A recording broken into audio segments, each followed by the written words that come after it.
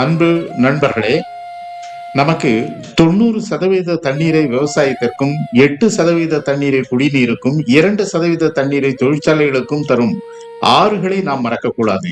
இன்று தமிழக ஆறுகள் தொடர் நிகழ்ச்சியில் அகரம் ஆறு பற்றி பார்க்கலாம். கிழக்கு தொடர்ச்சி மலையில் தோன்றும் ஆறுகளில் ஒன்று இது. ஜவ்வாது மலையில் ஜமுனா மருத்துவர் பகுதி ஆறும் கூட.